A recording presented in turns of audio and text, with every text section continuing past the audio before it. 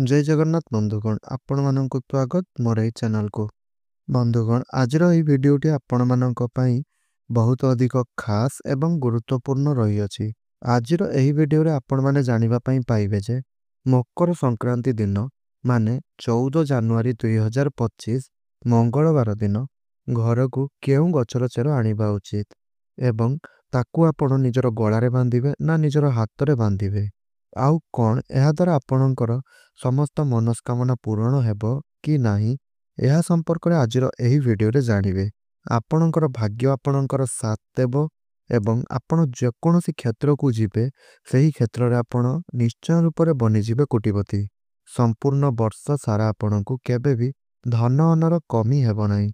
आजिर एही वीडियो रे मु आपण माननकु जेउ गछर चेर संपर्क रे कहिबी आपण एही गछर चेर को मकर संक्रांति दिन अर्थात 14 जनवरी मंगलवार दिन आपण आनी एहाकू आपण निज शरीर रे धारण करंतु। आपणकर गळारे हेउ अथवा आपण ताकू आनी आपणकर हाथ रे धारण करंतु।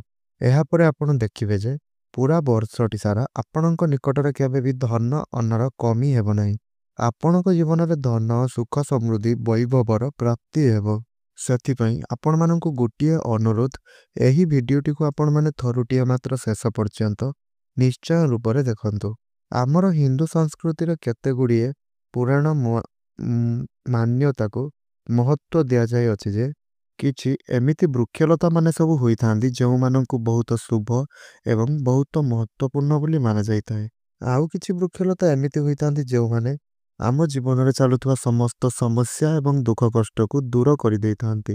हेले सबुठारु खास कथा एहा अटे कि वृक्षलतार ना केवल लोक माने पूजा करि थांती बरं एहाकु लोक माने औषध रूप रे मध्य व्यवहार करि थांती। एहा मध्य केते प्रकारर मनुष्य शरीरर बेमारी को ठीक करि थाए। तेबे मु आपण माननकु आजिर एई वीडियो रे किछि एपरि वृक्षलता माननक संपर्क रे कहिबी जहा बहुत ही पावरफुल एवं जबरदस्त गछ अटे। तेबे एही गछ गुड़िकर चेर को आपणकु मकर संक्रांति दिन आनिबा पाई पड़िबो एवं ताहाको आपण पूजा करी आपणकर गळा एवं हाथ रे बांधी देबा पाई पड़िबो।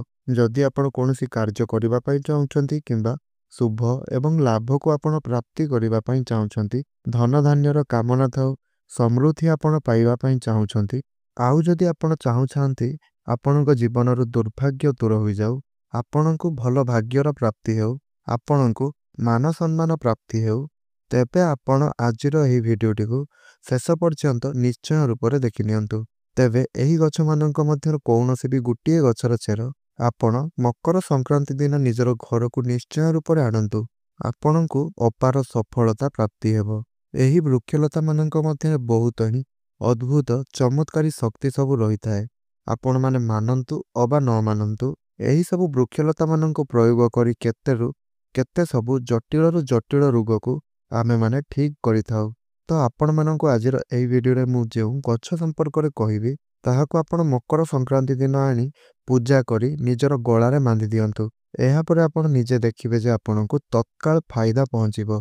आपणकु सही सब जिनिस प्राप्ति हेबो जेउ जिनिस को आपण लंबा समय धरि प्राप्ति करिबा पई चाहुतले। बंधुगण दामिका रत्न पिंधिबा परिवर्ते जदि आपण एही वृक्षलता गुड़िकर चेर को आपण पिंधुछंती बा धारण करूछंती तो ताहा आपणकु अत्यंत शुभ परिणाम प्राप्ति कराई थाए। सर्वप्रथमे आपण एही गछ गुड़िकर चेर को आनी आपणकर ठाकुर घरे धूप देई पूजा अर्चना करी ताकू आपण पूजा करि नियंतु। एहा परे सेही चेर गुड़िक आपण ताबिज मध्यरे पुराई सारिबा परे ताकू आपण एक सूतारे बा धागारे बांधि नियंतु एवं ताकू आनी आपण आपणकर हाथ रे किंबा आपणकर गळारे बांधि नियंतु। तेबे फ्रेंड्स आउ डेरी न करी एबे आसंतु जानिबा जे एही मकर संक्रांति दिन केउ गछर चेर गुड़िकु आपणकु घर को आनिबार अछि एवं आपणकर गळारे एवं हाथ रे आनी ताकू बांधि नेबार अछि। तेबे जदि आपण माने सच्चा हृदयरु मनरु माता लक्ष्मी को भक्ति करूथांती ताले तळे आसुथिबा कमेंट बॉक्स रे जय माता लक्ष्मी निश्चय रूप रे लेखंतु एवं वीडियोटी को गोटिए लाइक करि दियंतु। चैनल टी रे नुआ थिले चैनल टी को मध्य सब्सक्राइब करि नियंतु। तेबे फ्रेंड्स सर्वप्रथम गछटी हेउची धळा अरखर गछ जेउ गछ आपणकु सबु स्थान रे अति सहजरे देखिबा पई आपण माननकु मिलि जिवो। तो बंधुगण ଏହି ଯେଉଁ ଧଳା ଅରଖ ଗଛଟି ହୋଇଥାଏ, ଏହି ଗଛଟି ଭଗବାନ ଶ୍ରୀ ଗଣେଶଙ୍କର ଅତ୍ୟନ୍ତ ପ୍ରିୟ ଗଛ ହୋଇଥାଏ। ଯଦି ଆପଣ ଭଗବାନ ଶ୍ରୀ ଗଣେଶଙ୍କର କୃପା ପ୍ରାପ୍ତି କରିବା ପାଇଁ ଚାହୁଁଛନ୍ତି, ତାହେଲେ ଆପଣ ଏହି ମକର ସଂକ୍ରାନ୍ତି ଦିନ ଧଳା ଅରଖ ଗଛର ଚେରକୁ ଆପଣ ଆଣି ତାକୁ ଧାରଣ କରନ୍ତୁ। ଧଳା ଅରଖ ଗଛକୁ ଭଗବାନ ଶ୍ରୀ ଗଣେଶଙ୍କର ସ୍ୱରୂପ ବୋଲି କୁହାଯାଇଥାଏ। ଯେଉଁ ଧଳା ଅରଖ ଗଛଟି 11 ବର୍ଷରୁ ଉର୍ଦ୍ଧ୍ୱ ହୋଇଥାଏ, ସେହି ଧଳା ଅରଖ ଗଛର ଚେର ବା ମୂଳ ଭଗବାନ ଶ୍ରୀ ଗଣେଶଙ୍କର ତୁଣ୍ଡର ଆକୃତ ନେଇଯାଇଥାଏ। ଭଗବାନ ଶ୍ରୀ ଗଣେଶଙ୍କୁ ରିଦ୍ଧି ସିଦ୍ଧି ଏବଂ ଶୁଭ ଲାଭର ସ୍ୱାମୀ ବୋଲି ମଧ୍ୟ କୁହାଯାଇଥାଏ। ତେବେ ଫ୍ରେଣ୍ଡସ୍, ଯଦି ଆପଣ ରିଦ୍ଧି ସିଦ୍ଧି, ଶୁଭ ଲାଭ, ଧନ ବୈଭବ ପ୍ରାପ୍ତି କରିବା ପାଇଁ ଚାହୁଁଥାନ୍ତି, ତାହେଲେ ଆପଣ ଅରଖ ଗଛର ଚେର ଏହି ମକର ସଂକ୍ରାନ୍ତି ଦିନ ମାନେ ଆପଣ ଜାନୁଆରୀ 14 ତାରିଖ ଦିନ ଏହାର ଚେରକୁ ଆପଣ ନିଜର ଘରକୁ ନେଇକରି ଆସନ୍ତୁ। ଏହାପରେ ଆପଣ ଏହାକୁ ଆଣି ଆପଣଙ୍କର ଠାକୁର ଘରେ ପୂଜା କରି ତାକୁ ଏକ ତମ୍ବାର ତାବିଜରେ ଆପଣ ପୁରାଇ ତାକୁ ଆପଣଙ୍କର ଗଳାରେ ଅଥବା ଆପଣଙ୍କର ହାତରେ ପିନ୍ଧି ନିଅନ୍ତୁ। ଏହାପରେ ଆପଣ ଦେଖିବେ ଯେ ଆପଣଙ୍କର ନବଗ୍ରହର ପୀଡ଼ା ଏବଂ ବୁଧ ଗ୍ରହଙ୍କର ପୀଡ଼ା ମଧ୍ୟ ଦୂର ହୋଇଯାଇଥାଏ। ଭଗବାନ ଶ୍ରୀ ଗଣେଶଙ୍କର ଆଶୀର୍ବାଦ ମଧ୍ୟ ଆପଣଙ୍କୁ ପ୍ରାପ୍ତି ହୋଇଥାଏ। ବେପାର ବାଣିଜ୍ୟ ଏବଂ ଆପଣ ଆପଣଙ୍କର କର୍ମକ୍ଷେତ୍ରରେ ବହୁତ ଅଧିକ ଆଗକୁ ଉନ୍ନତି କରିବାକୁ ଲାଗିଥାନ୍ତି।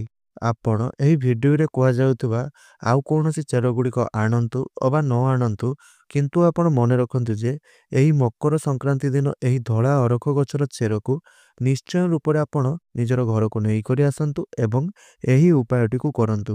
ଏହାପରେ ଆପଣ ନିଜେ ହିଁ ଦେଖିବେ ଯେ ଆପଣଙ୍କୁ ନିଶ୍ଚୟ ରୂପରେ ଅନେକ ଶୁଭ ଫଳ ପ୍ରାପ୍ତି ହେବ ହିଁ ହେବ। ଆଉ ପୁରା ବର୍ଷଟି କେବେ ବି ଆପଣଙ୍କର ଘରେ ଧନ ଏବଂ ଅନ୍ନର କମି ହେବ ନାହିଁ। ତେବେ ବନ୍ଧୁଗଣ, ପରବର୍ତ୍ତୀ ଚେରଟି ହେଉଛି କଳା ଦୁଦୁରା ଗଛର ଚେର। ତ ଫ୍ରେଣ୍ଡସ୍, ଆପଣ ମକର ସଂକ୍ରାନ୍ତି ଦିନ ଅର୍ଥାତ୍ 14 ଜାନୁଆରୀ ମଙ୍ଗଳବାର ଦିନ ଆପଣ ଆପଣଙ୍କର ଘରକୁ କଳା ଦୁଦୁରା ଗଛର ଚେରକୁ ଆଣି ତାକୁ ଆପଣ ପୂଜା କରି ତାକୁ ତମ୍ବାର କିମ୍ବା ଚାନ୍ଦିର ତାବିଜରେ ପୁରାଇ ସେହି ତାବିଜକୁ ଆପଣ ଏକ ଧାଗାରେ ବାନ୍ଧି ତାକୁ ଆପଣ ଆପଣଙ୍କର ଗଳାରେ ଅଥବା ଆପଣଙ୍କର ହାତରେ ଧାରଣ କରି ନିଅନ୍ତୁ। ଦେଖନ୍ତୁ ବନ୍ଧୁଗଣ, ଦୁଦୁରା ଗଛକୁ ଭଗବାନ ମହାଦେବଙ୍କର ସ୍ୱରୂପ ବୋଲି ମାନାଯାଇଥାଏ। ଆଉ ଆମର ଦୁଦୁରା ଗଛକୁ କଳା ଭୈରବ ବୋଲି ମଧ୍ୟ କୁହାଯାଇଥାଏ। ଆଉ ଏହା ସହିତ ଆପଣମାନେ ଜାଣି ରଖନ୍ତୁ ଯେ କଳା ଦୁଦୁରାରେ ଶନିଦେବ ମଧ୍ୟ ବାସ କରିଥାନ୍ତି।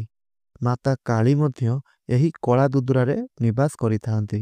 ଆପଣମାନେ ନିଶ୍ଚୟ ରୂପରେ ଦେଖିଥିବେ ଯେ ଯେତେବେଳେ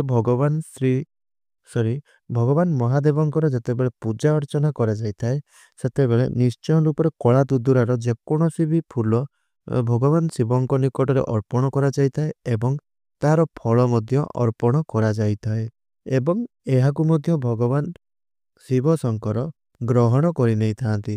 ଯଦି କୌଣସି ବ୍ୟକ୍ତି ଭକ୍ତିର ସହକାରେ କଳା ଦୁଦୁରା ଫୁଲକୁ ଗ୍ରହଣ କରିଥାଏ, ତେବେ ଭଗବାନ ଭୋଳାନାଥ ତୁରନ୍ତ ହିଁ ତାହାକୁ ସ୍ୱୀକାର କରି ନେଇଥାନ୍ତି। ବନ୍ଧୁଗଣ, ଏହି ଯେଉଁ କଳା ଦୁଦୁରା, ଏହା କୌଣସି ସାଧାରଣ ଗଛ ହୋଇନଥାଏ।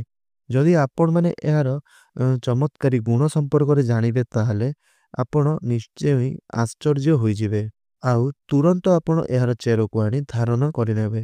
ତେବେ ଫ୍ରେଣ୍ଡସ୍, ଆମର ବାସ୍ତୁଶାସ୍ତ୍ର ଅନୁସାରେ କଳା ଦୁଦୁରାର ପାୱାର ବହୁତ ଅଧିକ ରହିଥାଏ। ଯେମିତି ଶନି ଗ୍ରହର ପ୍ରଭାବ, ମଙ୍ଗଳ ଗ୍ରହର ପ୍ରଭାବ ଏହାକୁ ବହୁତ ଶକ୍ତିଶାଳୀ ବୋଲି ମାନା ଯାଇଥାଏ। ଠିକ୍ ସେହିପରି କଳା ଦୁଦୁରାର ଯେଉଁ ଚେର ହୋଇଥାଏ, ଏହାକୁ ବହୁତ ହିଁ ଶକ୍ତିଶାଳୀ ବୋଲି ମାନା ଯାଇଥାଏ। ଏହି ଚେର ତତ୍କାଳ ଆପଣଙ୍କ ଜୀବନରେ ବହୁତ ବଡ଼ ବଡ଼ ପରିବର୍ତ୍ତନ ସବୁ ଆଣିକରି ଦେଇଥାଏ। ତ ଫ୍ରେଣ୍ଡସ୍, ଯଦି ଆପଣ ଚାହୁଁଛନ୍ତି ସମସ୍ତ ଗ୍ରହମାନେ ଆପଣଙ୍କର ସାଥ ଦିଅନ୍ତୁ, ତାହେଲେ ଆପଣ କ'ଣ କରିବେ ନା, ନିଶ୍ଚିନ୍ତ ରୂପରେ ଏହି ମକର ସଂକ୍ରାନ୍ତି ଦିନ ଆପଣ ଆପଣଙ୍କର ଘରକୁ ଏହି କଳା ଦୁଦୁରାର ଚେରକୁ ଆଣି ପୂଜା କରି ନିଅନ୍ତୁ।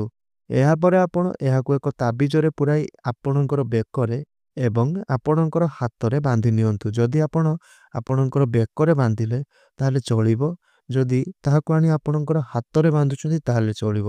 ଦୁଇଟି ଜାଗାରେ ବାନ୍ଧିବା ଏହା ଆବଶ୍ୟକ ନୁହେଁ, ଯେକୌଣସି ଗୋଟିଏ ସ୍ଥାନରେ ମଧ୍ୟ ବାନ୍ଧିଲେ ଆପଣଙ୍କ ପାଇଁ ଶୁଭଙ୍କର ହେବ।